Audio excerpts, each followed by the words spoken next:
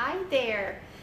Happy Thursday. How are you doing today? This is Anna Stropnik coming to you live from Fort Lauderdale. Let's see who do we have on today.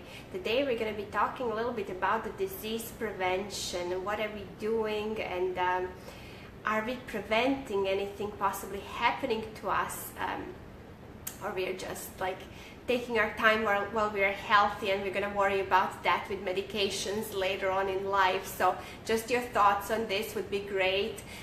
So that's something we're going to be talking about today. I'm really excited. If this is the first time you're ever watching any of my videos, my name is Anna Stropnik. I help people get healthy, live longer, have more energy, have less pain, sleep better, and I also help them reach their time and financial freedom. So my question for you today is, how do you take care of your health? So is there something that you're doing naturally that you know that it's helping you staying healthy, it's helping your condition if you have one, and what is it you're doing? So if you don't mind like typing in the comments, if you're watching this on a replay, I would really appreciate it. So let's talk about this a little bit today. What are the chronic diseases? So chronic diseases are your diabetes, heart conditions, heart disease, stroke, also cancers. So there's like some of the most common health problems. And according to CDC, which is the Center of Disease Control and Prevention, many of these diseases, they're linked to poor diet, and lifestyle choices, also lack of exercise, including tobacco, excessive alcohol, and inadequate physical activity. So those are all some of the reasons why we develop these chronic conditions. So now this is really interesting. So CDC, the same agency, the same center, reports that 70% of annual deaths in America are linked to chronic illnesses. So it's quite serious, guys. And I mean, all we have to do is we have to look at our lifestyle. Also, they compromise quality of life. They add to rising healthcare costs. 75% of our healthcare dollars actually goes to treating those chronic diseases. So that's why our healthcare insurances are so expensive, because we spend so much money taking care of all the chronic illnesses. And then another thing that is really alarming, amongst adults between 20 and 74, diabetes remains the main cause of chronic kidney failure. Which can then result in blindness and lower extremity amputations, and it's quite serious. But most of the diabetes, it's linked to like poor lifestyle choices and diets, and being overweight or obese, and it's really simple changes that can help us prevent getting that in the future. So how can we prevent disease? Now, first off, like making positive diet and lifestyle changes. So if you're smoking tobacco, cigarettes, whatever it is, quit, because it's not doing you any good. It's definitely one bad habit that we should be cutting down on. Also, excessive alcohol drinking, it's no good. I mean, social drinking and like having a glass or two of wine a couple of times per week, it's great, but you know what I mean by excessive. So it can really do some damage to your health. Then also, have enough exercise.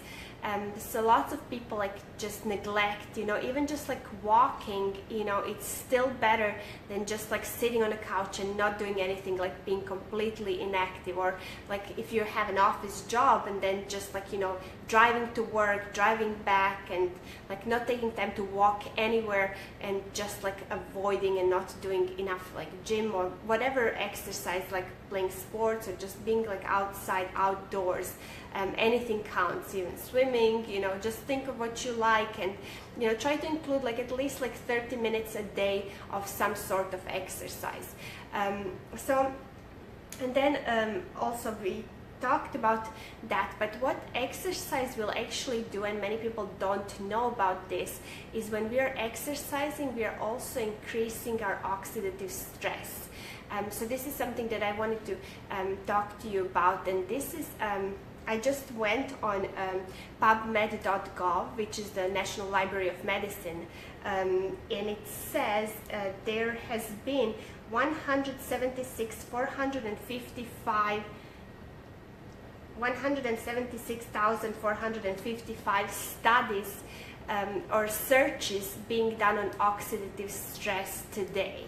So this number is just like rapidly increasing. If you compare it to how many searches for cancer have been done, it's like roughly around the same number.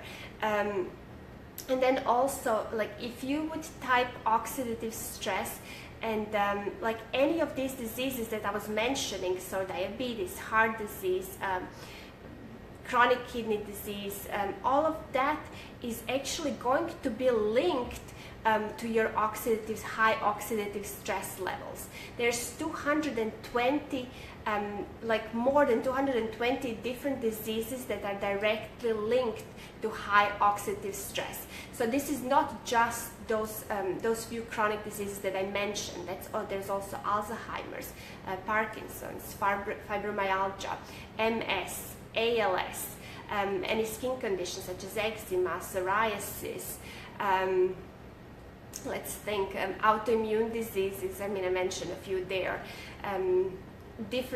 all different types of cancers, asthma, COPD, all of that is linked to high levels of oxidative stress. So what is that? Well, with just our environment changing, we tend to get like lots of chemicals that we eat, drink, inhale, through the sun exposure outside. We just get all these chemicals absorbed through our like through the mouth or through the skin into our bodies, and what that will do is it will start damaging every single cell of our body, every single organ of our body. So that high oxidative stress has been linked to all different diseases and also to aging. So faster aging is actually a disease, and we now know a good way on how to reduce that oxidative stress, how to bring it down to the levels of, let's say, because it increases with age, how we can decrease somebody's oxidative stress level if they're 70, like down to when they were like 20. We know the ways now on how to do it, and that's what I'm really excited about. The best thing about it is we actually know the natural way to do it, so it's not with drugs, and this is something that people will find. So let's talk about this first. So when you go to see your doctor, when you go on a wellness check or just like a regular check, if you suffer from a chronic disease or a specialist, whatever it is, you should go and ask him one thing, and that is, would reducing oxidative stress help me with XY condition? And just see what they say, because this is something that has been discussed among doctors in all different forums right now. Like, I mean, 176,455 searches on PubMed.gov that tells you something. It's something that is being discussed among like all the medical professionals around the world, and they are trying to see and they're linking that oxidative stress to all of these diseases. So why don't you do that and ask your doctor next time you see him, would reducing oxidative stress benefit my condition? That's all you need to do. I'm really curious to know what they say. So yeah, and then basically like what I want to talk to you about is how we can do this naturally. So most of the time when we go to the doctors, like there's always the pharmacy drug that is going to be offered to you, because obviously that's what their scope of practice is. But now more and more people are looking for alternative ways. They're looking for natural ways. So thank God for our Google, right? Lots of times people will be like, okay, I would recommend, I prescribe this drug. People will go on Google and search, is there a natural alternative for this? Is there a natural alternative? That's going to be the same thing for this pathway, NRF2 pathway that reduces oxidative stress. People are going to know if there is a natural way to reduce oxidative stress. Just how, like for example, if you have anemia, and you get prescribed iron, like I would ask my doctor, and I did, I would ask, is there like any foods or anything that I can take naturally to help my iron? And they would tell you, their opinion, and if it doesn't work, of course, you would have to like monitor it and whatever. So like people want to know natural ways and different and there's just so many things. Like for every condition, there's like a specific diet that you can follow that can help it. So I don't want to go too much into that, but people are just like either Googling or asking their doctors, or going more like for natural resources to find it out. So if you are interested in to finding out more on how to naturally reduce oxidative stress and how to hopefully prevent any of these diseases to happen in the future, please message me. I would love to chat with you about that.